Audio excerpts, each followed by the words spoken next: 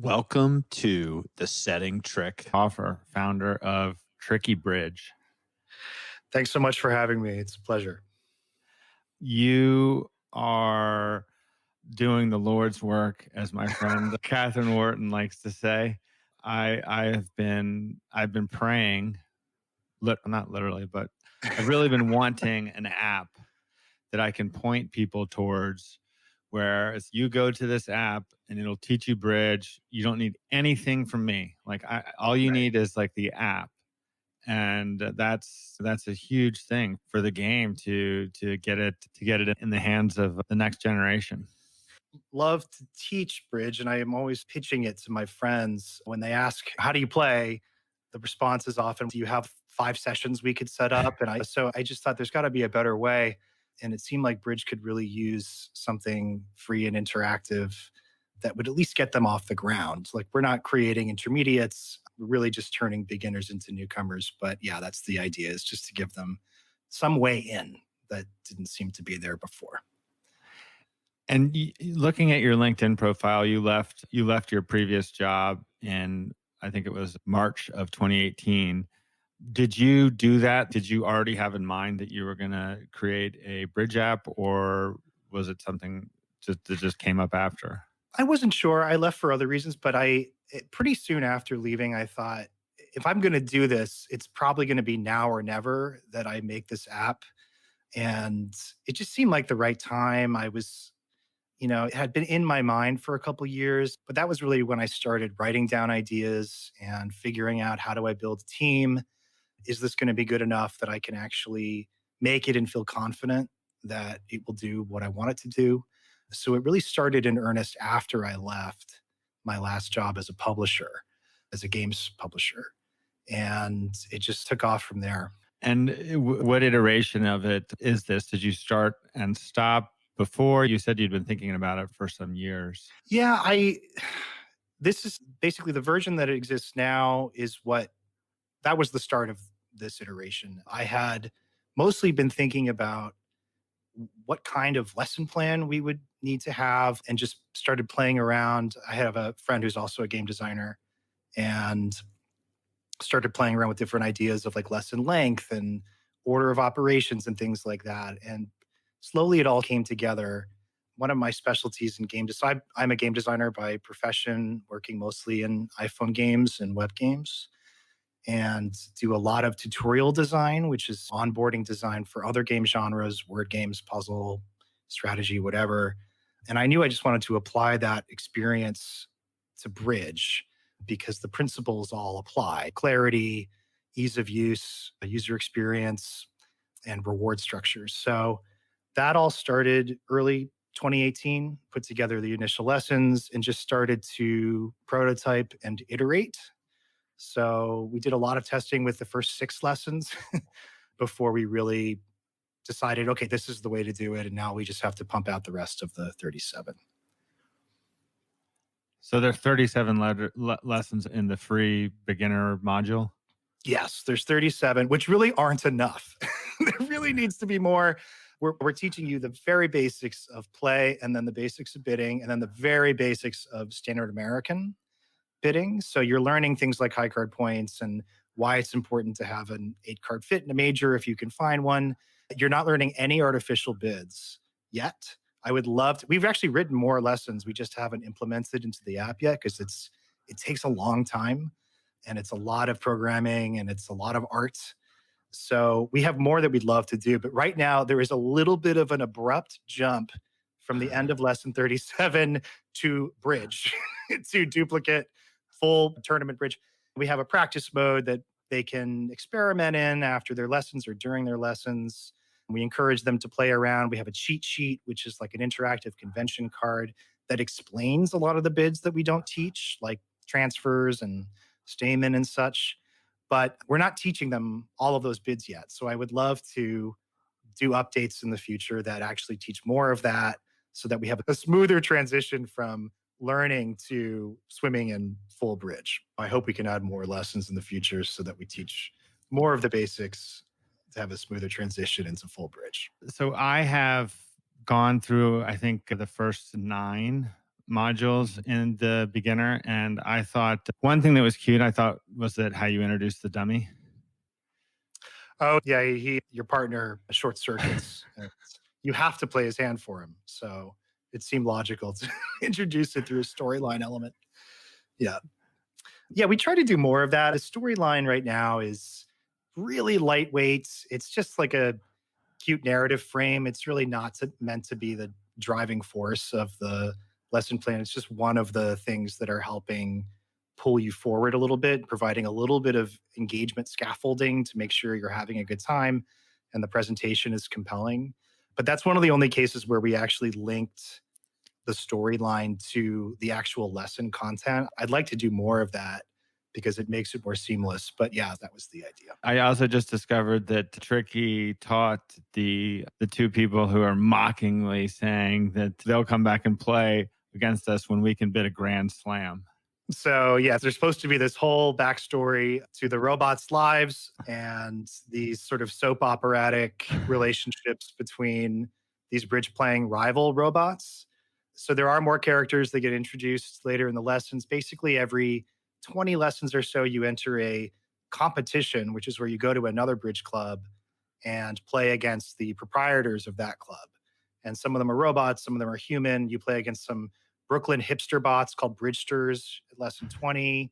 Then there's this like rich lady and her robot assistant that you play against in 37. Then we have the coughing doctors who appear in lesson 51. And then there's just, we've written the whole sort of narrative. And that's actually one of the things that was heartbreaking about only getting to launch with the 37 lessons is the story stops. And it's what happens. we want people to be able to play through the whole storyline and actually reach the conclusion. But that also means putting in the rest of the lessons. So it's good motivation for us to keep So you going. have 50 plus lessons that are already like coded out or whatever, mostly finished, except for they're not in the app. So they're written, like the dialogue is written and the storylines are written, but they're not coded. Some of them are missing art. The original idea was 100 lessons. And we were in production. I was like, oh, there's no way we're going to get through 100 in time for launch. 37 is enough to get them the rules of bidding in play and just to get them started. Let's do that. And then if we have the chance, let's do more. So 100 was the original idea. Hope we get there at some point because, yeah, there's many more characters and much more story and much more bridge to teach. So that would be ideal. Do you know how many of the app users have gotten through the 37 lessons? Yeah, so let's see. We have really good drop off at the beginning. It's 5% leave after lesson 1, which is actually really good. Yeah. You have to remember that two things. One is that all of our users, a vast majority of our players so far have installed the game because Apple featured it. Apple recommended it on the App Store, which means that most of these people had no interest in Bridge coming into it. They just downloaded it because Apple said it was a good app. So most of these people aren't coming in really eager to learn a difficult card game. I think they're just curious to see the app. So to get really any push through the lessons is really good. About 40%, 42% of beginners do wander into the full bridge duplicate modes. So they're curious enough to actually start poking around in full bridge and figuring out bidding and things like that. So there's definitely curiosity and engagement. The number I'm happiest with, first of all, we have about 15,000 beginners in our first month. And we have really good day one retention, which is the measure of the percentage of people that come back and play again the day after they download the app. That is a big metric in the free-to-play mobile game world that tells you how good the first impression is players are getting. I think 35% day one retention is the benchmark, and we are above that with our beginners. That was one of my big goals because short-term retention is one of Bridge's biggest problems. It's really often not fun enough at the beginning. It gets really fun, but people tend to drop off at the start. So just keeping enough of those people around to the second day and beyond was a big goal. You said on BridgeWinners that you thought that you had a hot game before Tricky Bridge had something to do with how you were able to get so highly rated by Apple. So I was a publisher, which meant that I was part of the team that was pitching Apple on new games that we were helping develop or distribute. And I knew I had the experience of trying to convince them that they should play a certain app, that it was good enough to warrant their attention. But you really don't, the people who make these decisions at Apple are very cloistered. You really don't get to talk to them, especially not anymore. They've changed their process. But I think the fact that I had helped publish their Game of the Year runner up a few years ago helped convince them just to play Tricky Bridge. But they get something like 3,500 apps a week or something, and they have to choose 10 to feature at launch. And of those, they choose 3 to feature at the top banner, and Tricky Bridge was number 1 for the week. So I could not believe it. I knew we had a good app and that I had a leg up because I had published games that they liked in the past, but I could not believe that they put Bridge on the top of the USA Games page. It got 60 million impressions. And I wish I could say they all downloaded it. Right. But Bridge is a hard sell. 60 million impressions. Wow. Did you find out about it just by seeing it on the list yourself, or did they tell you? Yeah, they don't tell you. my They don't tell gosh. you anything. Wow. It just happens or Holy it doesn't. cow. And I was running up and down the street. I like called every single person I couldn't believe it. Oh my gosh. And it was bittersweet because everyone wants to be featured at launch, of course, because then your app gets a lot of exposure. And the whole point of this project is to give Bridge exposure. The thing is, I think if we had been like a Candy Crush style app, like a Match 3 or something branded, something that was not so niche as Bridge, we could have expected between 50 and 100,000 downloads in our first week. And instead we got 10,000. Right. So Bridge, it's still, and part of that may be that our App Store graphics weren't optimized enough. We weren't making good enough impression, or people were confused about the nature of the game. But it's really tough to sell Bridge. Even if Apple is giving it its biggest stamp of approval, it's really hard. That's funny, man. Yeah. It was a good start, though. It was just what we wanted. And they keep featuring the app, which is great. We were in New Games We Love. We were in a list called Indie Games We Love. That's independent games. We were number 1 in that list. We were number 2 in the list of reimagined classics. We were somewhere on the list of what to play this week. They have these little editorial features that sometimes last a day, sometimes last a week. And you just want to be in as many of those as you can. So someone at Apple loves this. Wow. You don't even know who it is? No idea. They are anonymous. It's a group of USA Store editors who make these decisions. It's a small group. Someone there played the game, and I could see that they were playing it. Actually, the thing that happened, they played it and they crashed. And I was mortified. I was like, oh my God, they're never going to feature the game now. I totally messed this up. They had a technical problem. And then I couldn't believe it. They opened the app again and played for another 30 minutes. So they forgave us for that bug that they ran into. So we got very lucky. I think we should make the goal of this podcast episode finding out who that person was. Oh my God. I have to send them flowers, or so I have to thank them. But it's really hard to get in touch with them. It's literally one individual from the sound of it, because it was one person playing the game. One person, it seemed like one person played it. I know that there were more people from Apple that were playing it because they had to approve the build. But as far as I know, only one store editor who was actually making the call about whether to feature the game played it for any length of time. And they usually play for 4 minutes if they play it at all. In this case, they played for an hour, which was a lot. That's how I knew something was up. I was like, oh, they're still playing the game. They crashed and they're still playing the game. Obviously, we fixed that crash, but I was so sad for a little while until it turned out that they forgave us. Wow. If any Setting Trick listeners have any idea who this person is, please come forward. Thank you. Did you must have solicited Apple in some way, or did this all is just part of the? Yes. So yeah, the one thing you can do now, they have a website where you can submit a pitch, and that the idea is you're just putting it in front of them to make sure, basically increase they could still feature you even if you don't do this, but it's much more likely that they'll remember you, or they may or may not look at your pitch. So I pitched them really hard on the idea that Bridge is this really important card game. And I had was the original esport, original shoutcasters in 1920 on radio, and 2 covers of Sports Illustrated. And I just basically was like, and we're trying to save it from extinction, and Yeah. the App Store can help. And I don't know if that resonated with them or if they just liked the app, Yeah. but I tried every angle I could to get them to help us. How did you find out that you were number one? I just opened, you really just have to open the store and look. They shuffle things around during the week, but that was how we just kept refreshing the store 5,000 times the day of launch. And then it just appeared. Oh my God.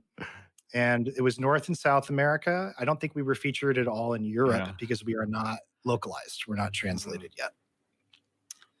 So what day was your actual launch day? October 8th or October 7th. And how did you come up with that?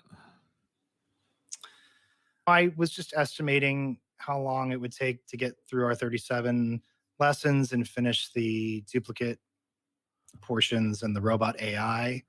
And that was pretty much it.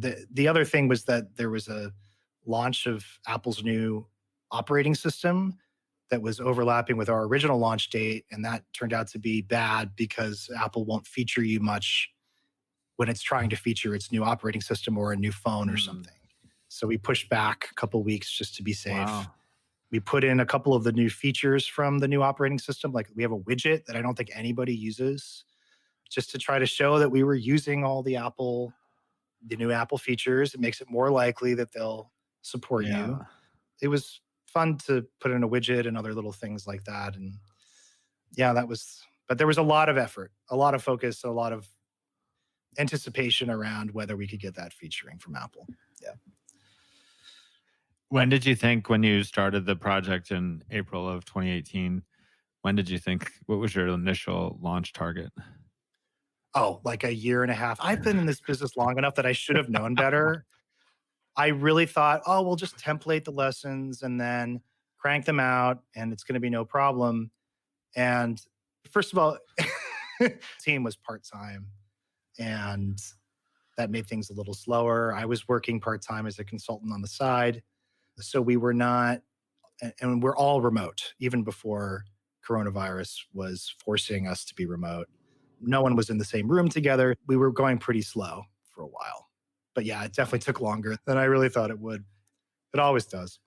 Yeah, your team has got, I saw there was somebody in Armenia.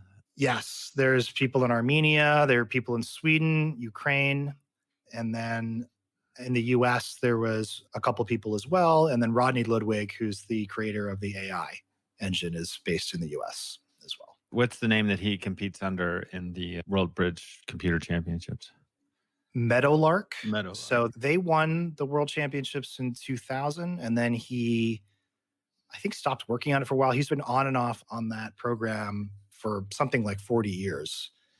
And then he retired and he came back into it. And I called him and said, can you please help me? I'm trying to make a bridge app and I can't code this AI. I thought about coding it myself. I tried it for 2 minutes and I was like, whoops, nope, I'm never going to be able to do this. We need to get someone who's already built an engine. And Rodney's been really great. He's brilliant and he's been working really hard I think we have fixed 385 bugs in the bidding engine since we started.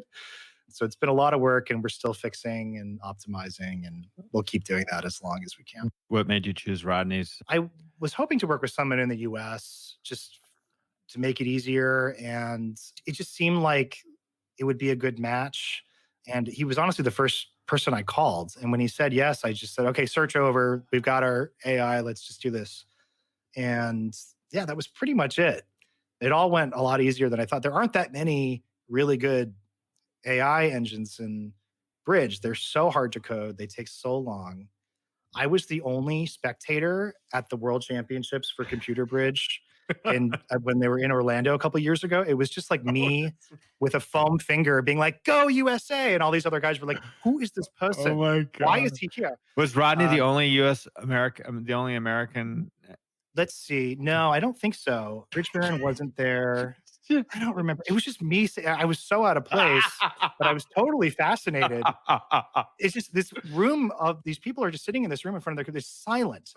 And the computers are whirring and they're taking a really long time for every bid and they're simulating a million different layouts. But it was still really interesting to see with different groups and hear them talk. So it was fun. It's like it's its own little world.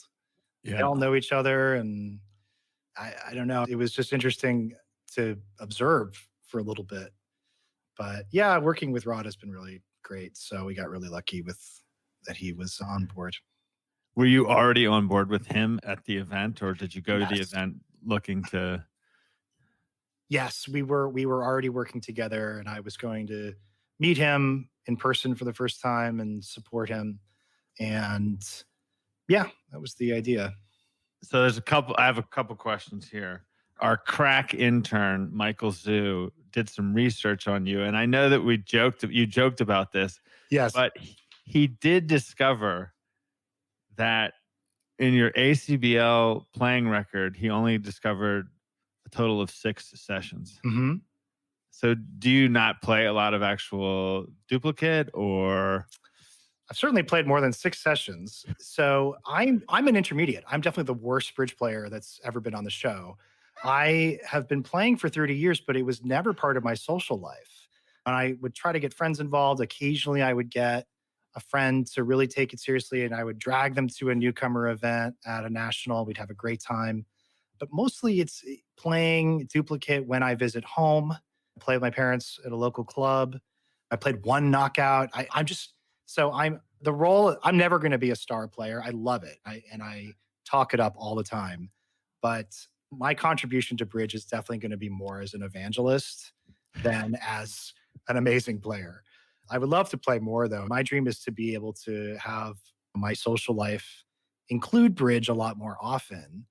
And the thing that I'm missing, like most young people play bridge, is that critical mass of friends where you have enough people around who play at all times that you end up playing when you're at a bar, or you end up playing when you're all just together. Right. I've never had that. And duplicate, I mostly play online now.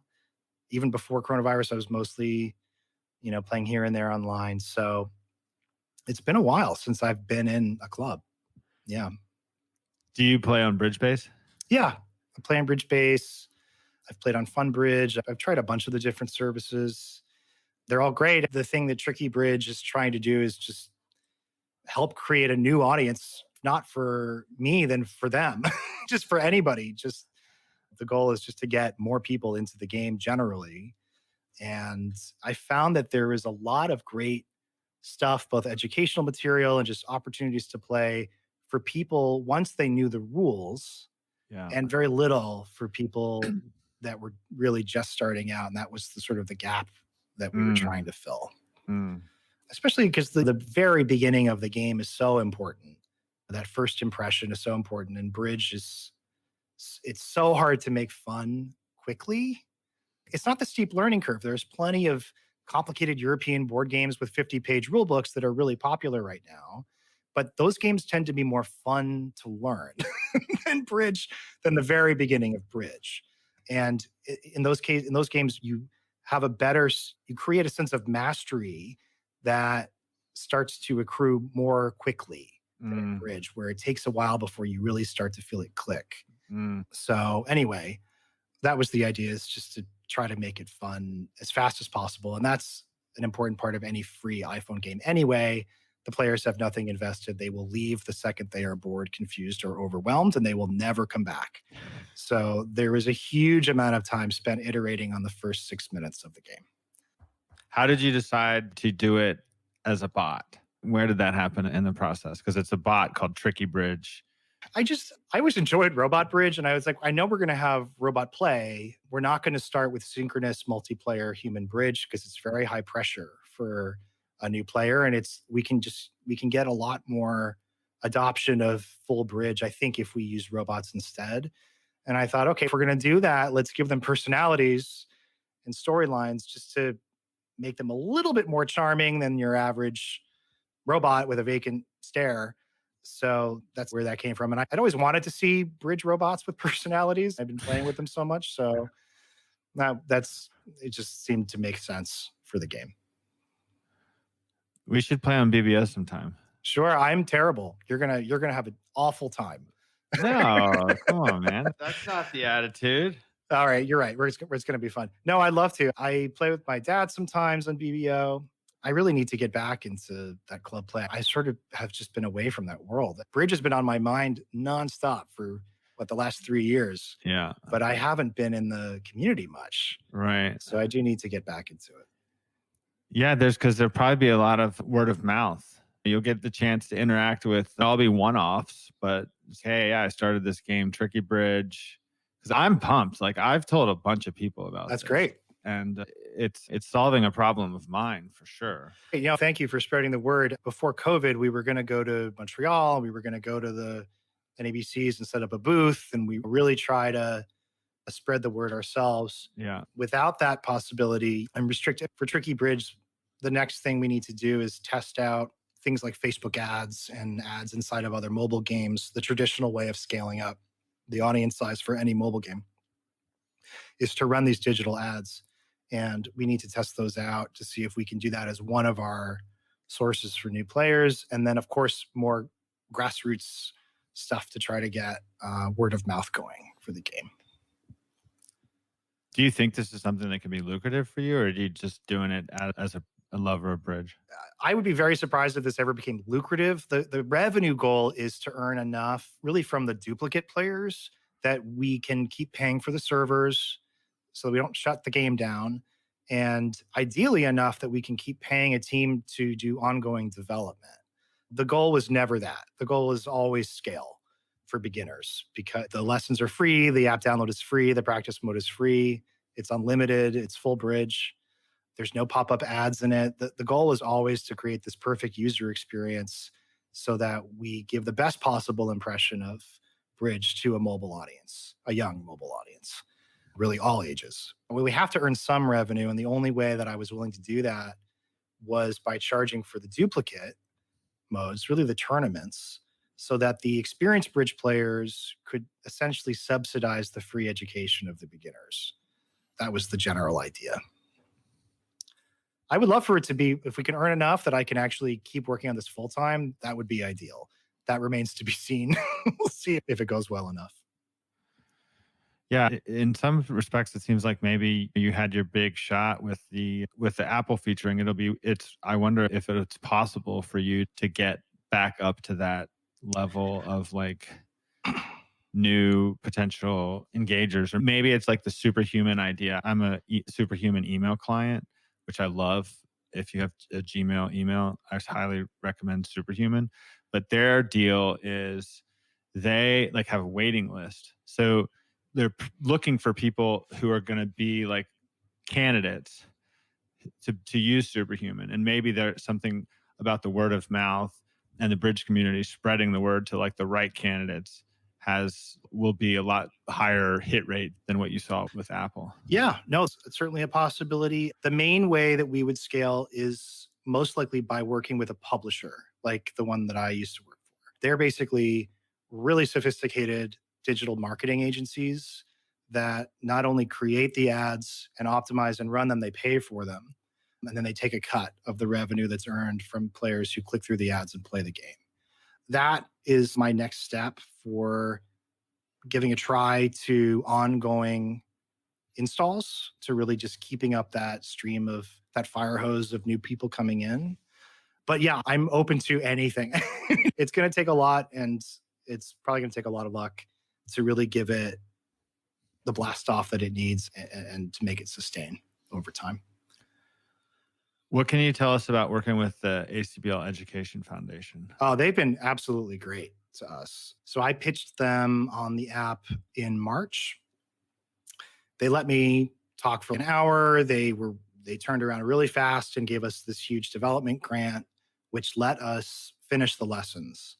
So I was super excited about that. They've been really supportive. They put us on their Social Bridge Online website. They've been sending emails to everybody. They're telling everybody about it. They're really trying hard to support us. And so they've been really one of our most important partners in this, which has been great. So I'm keeping them up to date on how the game is doing and what our plans are and all of that. And they're trying whatever they can to help us out. So was that a meeting that was supposed to take place in person that ended up taking place over Zoom? Yes, I think the original idea was I was going to meet them at one of the nationals, Yeah. and because they have their board meeting at those events, and I ended up doing it over Zoom. They were great. They asked really great questions. I wasn't sure if they would, because they're not like mobile game developers. I wasn't sure if they Right. were going to Yeah. get it, but they really did, and they asked great questions. Kristen Frederick, the executive director, I was talking about engagement, and she was like, "What are the channels for re-engagement for 14-day lapsed users?" And I was like, "You sound like you've done this before." Yeah, so they had great questions. Yeah, it's just been a really good relationship.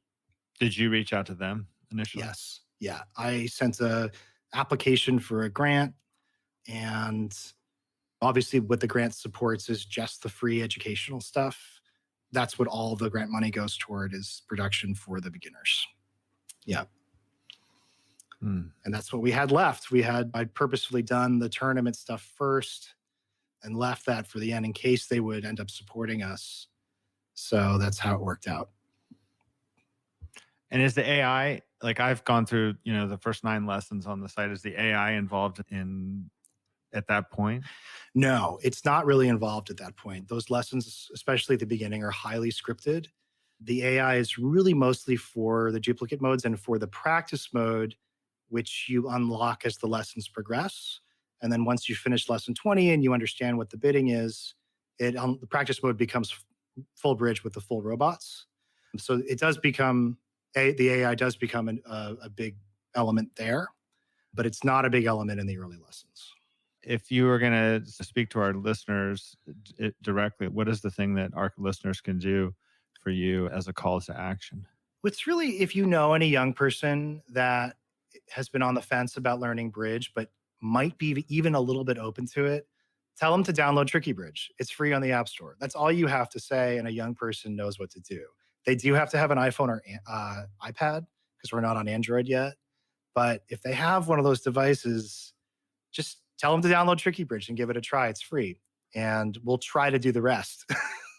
That's the main thing that bridge players can do now. They could also play it themselves. That helps us out too. But really, just spread the word. It's really for all ages. There was some people getting the impression this is like a kids training app. It's really not meant to be that. It's meant to be all ages friendly, and most of our users so far seem to be adults. But I think it's rated age 9 plus right now. Yeah, I played it. I tried to break it. Not to break it, but just to see there was a hand where you have to knock out the aces in both of your suits. Yeah. And so I played all of my one suit, I guess it was clubs, to see if I was setting up a club winner for the defense, but that was not the case. If you find a way to break any of them, please let me know. I know there's problems. There's still bugs in the apps. I mean, we're always fixing stuff. There are some people, there's occasionally really frustrating. There's rare crashes that will happen on any iPhone game where one person will have a problem that we can't reproduce. Right. But if you can actually find something reproducible in the lessons, do let me know, because it means other people are probably running into that as well. What's the best piece of feedback you've gotten since you launched? I think the best review we got was someone who, they said, I downloaded this app because I thought it was about building bridges, and now I play bridge. That was probably my favorite review. But the best piece of feedback we got a lot of great feedback from the BridgeWinners community when we did our beta. I think I've really appreciated people saying, I've tried for years to get my girlfriend to play, and now she finally does. Things like that that's what it's all about. It's been great hearing little stories like that on Reddit or on forums or by email or in the App Store reviews.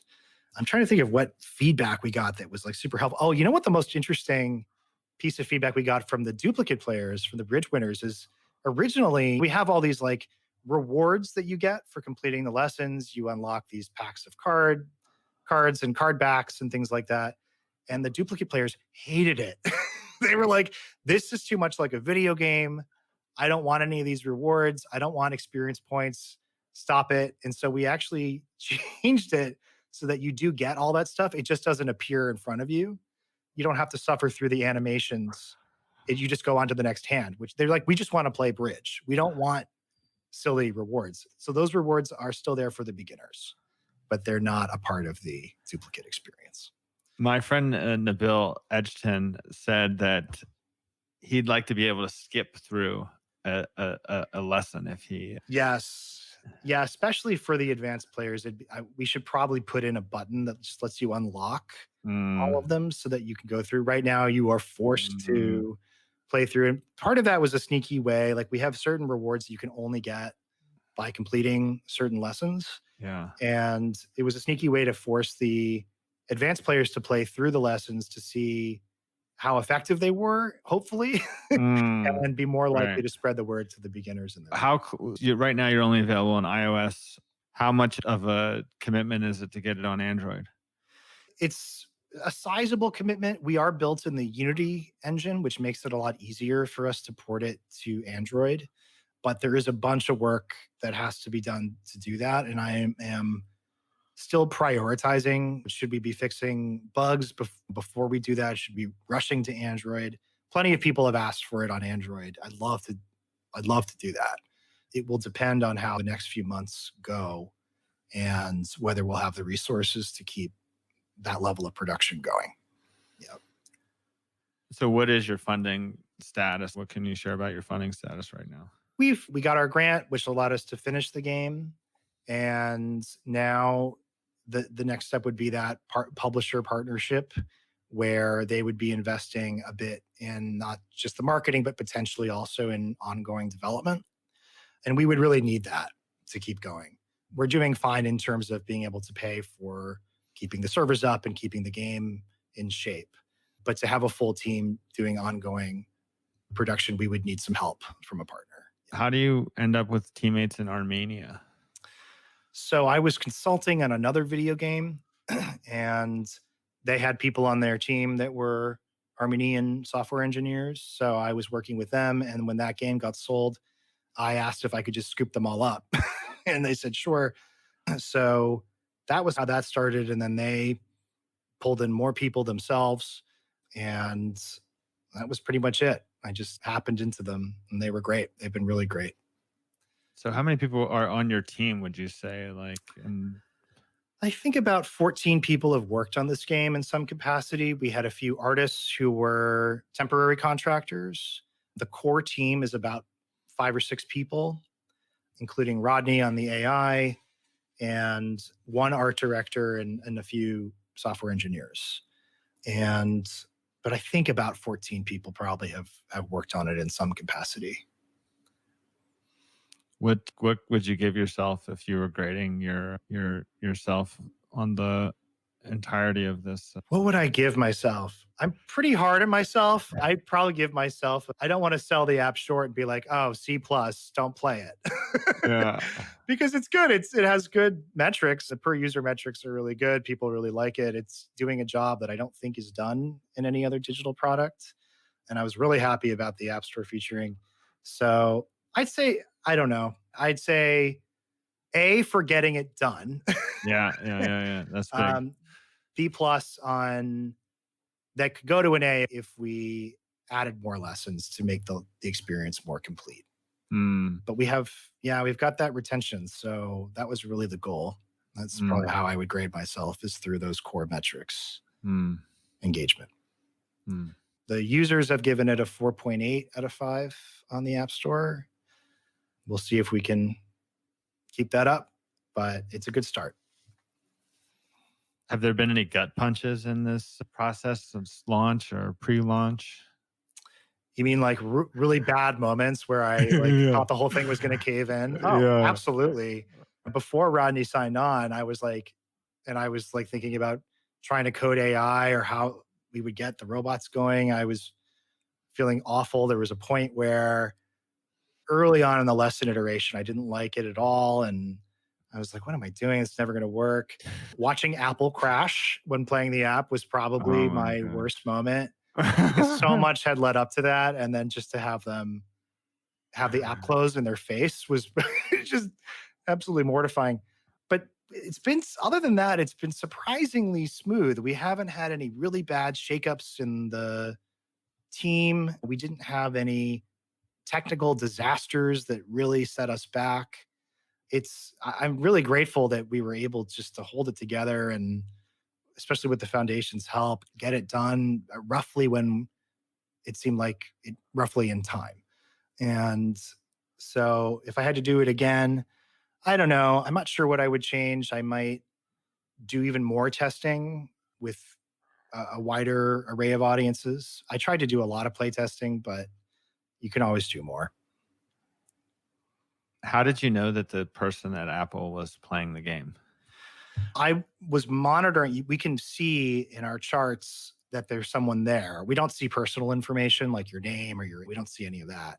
But I could see general location, and someone in the US was playing a production version that was not live on the store. And the only way you can do that is if you work at Apple. So I knew that someone there was playing it. Wow. And it was roughly around the time that an editor would play it when making a decision. It was like right before launch. And then when we were refeatured a few weeks later, that same person came back and played again to check on the app. And how do you know it was the same person? Like, why do you suspect it was the same person? I think I could see that, or the system could see it was the same device ID. Oh, wow. So it could have been a different person playing on a company iPad that was just shared between people. Right. That's entirely possible. Yeah, I don't know. We don't have personal data on anybody. But you said you did a beta with BridgeWinners. That was pre-App Store? Yes, that was before we were live. We had a test flight version, which is how you distribute beta apps that are not live on the store. And we invited anyone who wanted to play. We got a few hundred responses. It was really good. I think even some big names opened the app. I didn't necessarily get feedback from everyone, but people were curious, and the people who did write us back were really helpful. They found a lot of bugs. There were so many problems in the bidding at that point. Apart from just like crashes, the bots were passing qubits. It was not a pretty step, but they were really patient. The players were really patient with us because they understood that we were not finished. And a lot of it was testing the lessons and trying to get people to tell the younger folks in their lives to try it out and send us their feedback. And the feedback on the early lessons was really good. The feedback on the later lessons was pretty good. But we had, as the lessons get longer, I'm teaching bidding and stuff like scoring, which is really hard to teach in a way that's compelling. We got more feedback on those lessons. Yeah, the scoring, that lesson probably took I think lesson 25. We try to make it as visual as possible. It's really hard to teach the relationship between the trick score and the game bonus and the effect of doubling and things. We don't even teach doubling in that lesson, but just trying to make everything visual and animate it so that it just makes more sense and it's a little more fun to absorb, because otherwise it's so deadly. It's too bad because understanding the scoring makes Bridge so much more fun, but when you're learning, it's no fun at all. It's just, so it's hard to deliver it in the right package. What was the core tenet? Like you have to score 100 points to score a game, or? Yeah, it was like about the trick score being 100 or higher, what that does to the game bonus, which is turn it on, and then teaching the different trick scores for different suits and things like that and giving different examples. I think we split out the game bonus from the original lesson on point scoring. I think the game bonus is a separate lesson.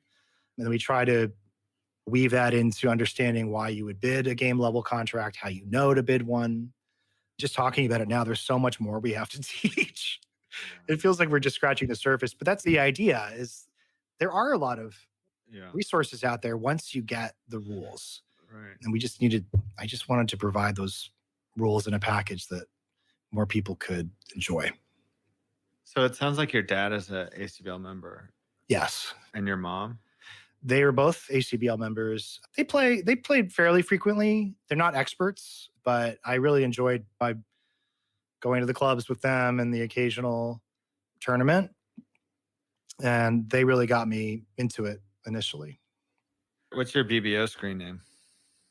What is it? Roadshow. Roach? As in Antiques Roadshow. All one word or two words? I think it's all one word. Do you know how many master points you have? I have, 50 something.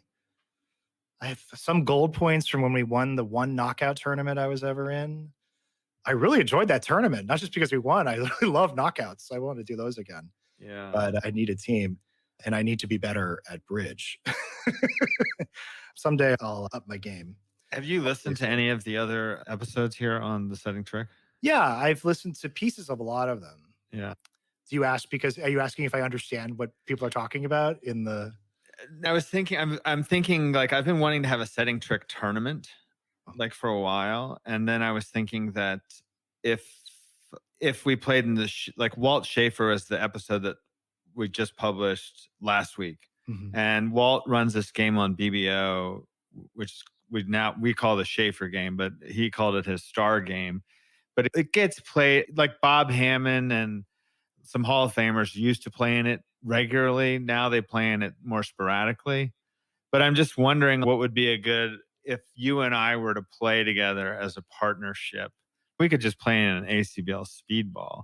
But I'm wondering like what would be a good place where we could play where we could like showcase what you're doing. And then we could see like or maybe we could just record it and we could see what your level is. Oh God. A little fun for the, I don't want you to see what my level is.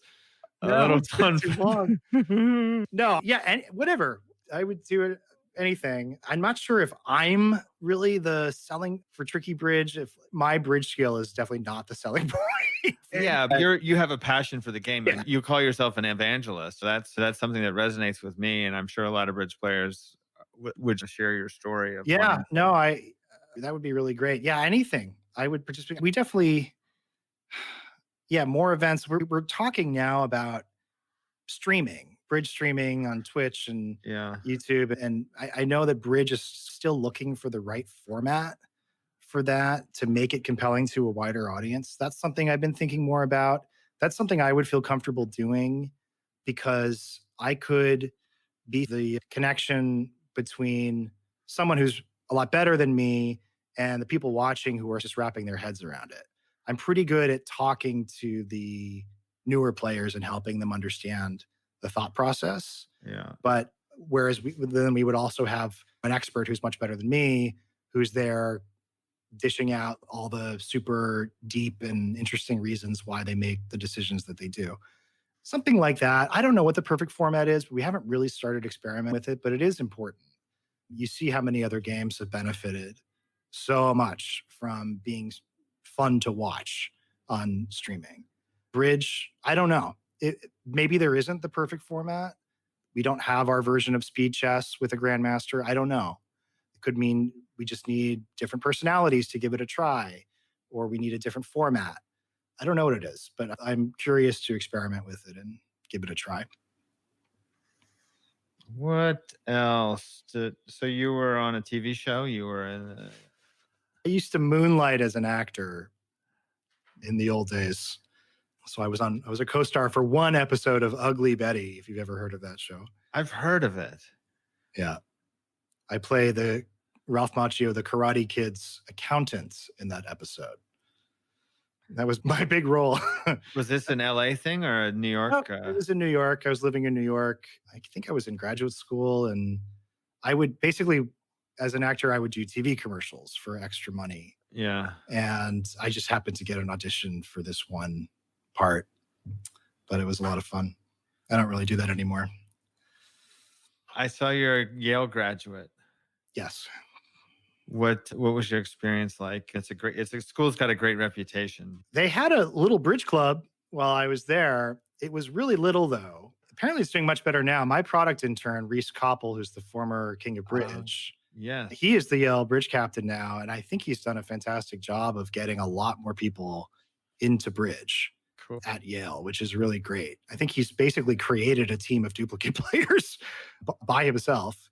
He's been running a lot of the social media stuff for Tricky Bridge, and he helps me with poring over the analytics and figuring out our roadmap and everything. So he's been really great. He also has his own teaching site, acebridge.org. But I think he has helped revitalize bridge at Yale because it was not a big extracurricular activity while I was there. It just takes one person. It's amazing how that is. Obviously, this kid's got enthusiasm for it, being the king of bridge. And Michael Zhu, our intern, actually mentioned Reese.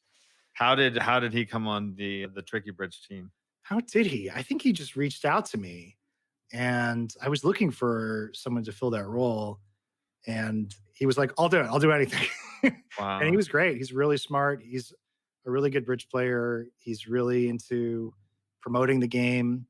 And yeah, he's been a big asset for the project.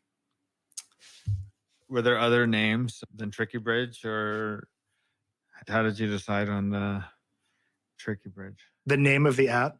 Yeah. Why did I decide on Tricky Bridge? If you're into mobile games at all, you've heard of Flappy Bird.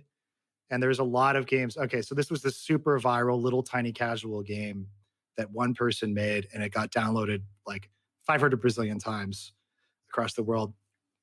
Flappy Bird, the name gave rise to a bunch of other like steppy, I don't know, steppy pants and crashy cars and things like that. So this was just like, I didn't think that much about it. I just thought bridge is tricky. You play tricks in it. So why not Tricky Bridge? I think I only got a weird look from one other game designer about that name. They're like, that's what you're calling your app? But everyone else just seems to have been fine with it. I don't know. I'm happy enough with it. We were able to get trickybridge.com as our URL. So as long as we have that, I think it's a fine name. It's good as any. Was there someone at the foundation that was really championing the game, or was it really a collective effort that everybody was behind? Robert Todd was super helpful in the beginning Mm. because he really, I think, got me in the door and helped set up the meeting where I was pitching the foundation on it. He's been a really big help. He's been great. He understands a lot of stuff about digital marketing of Bridge and things like that. So he's been great. But the whole group has been helpful. Actually, getting back to the name for 1 second, it just made me realize that one piece of feedback I got from someone was that people think Bridge is really too hard to be fun. That's the impression that some people have. So maybe it should have been called Easy Bridge or Simple. I think Easy Bridge is already a name, but Simple Bridge or Not That Hard Bridge instead of a name that implies that the game is actually as hard as people think it is, Right. or as hard to learn as people think it is. Yeah. So maybe that's the one thing I should have thought about before calling it tricky. Anyway, but no, just kidding. But the foundation, yeah, they've been really great. Robert was helping get me set up at the beginning. Because there's a guy named Joseph Bloss who passed away recently, who was, I think, on the Ed Foundation, and I just wondered if you came across Joseph at all. I don't think so. Yeah. I don't think I had any interaction with him. Yeah. He was an older gentleman. He had a pretty amazing career coming from Poland to the US and had some real high level teams winning the Rising or the major events. And I didn't know him particularly well, but we were friendly. And I think he was on the board of the Ed Foundation. Okay. I haven't met the new director yet. But I think there's a bunch of new people there, I think. Even Reese is on the board now also. I think he's the youngest member. Your guy. Yeah. The Yale guy. Yeah. He joined after I had interacted with the foundation. Right. He wasn't on the board before. That's a prodigious young man. He's in college, and he's on the Education Foundation board. Sure. Wow. I needed, always good to have some young representatives. Good for the Ed Foundation for doing that. Yeah. No, they do good work. But anyway, yeah. All right. So let's wrap it up. Anything you want to say before we sign off? No, I really appreciate the Bridge community's support with Tricky Bridge, and I really appreciate you've been telling people about it. That's really what we need, is just more word of mouth all the time. So I'm going to do my best to develop it even further and then share the results with the community, and hopefully it'll be something that will have an impact. I think you are already. I know that I'm able to tell. I had lunch with a friend yesterday, and he's been playing Tricky Bridge. Oh, good. Another friend, I went and did a demo of Bridge/Hool. Are you familiar with Hool? Yep. I did a demo at their house one day, and she's just, they're not interested. And so I sent her Tricky Bridge, and now they're playing. Her twins are playing. Oh, great. So it's definitely, you've definitely made Bridge more accessible already. Good. That's the idea. And I'm going to try my best to just leverage any resource I have in the industry to make it work. That's the spirit, man. Yeah. We'll see. To be continued. Yeah, Tricky Bridge. Download it. Come on, people.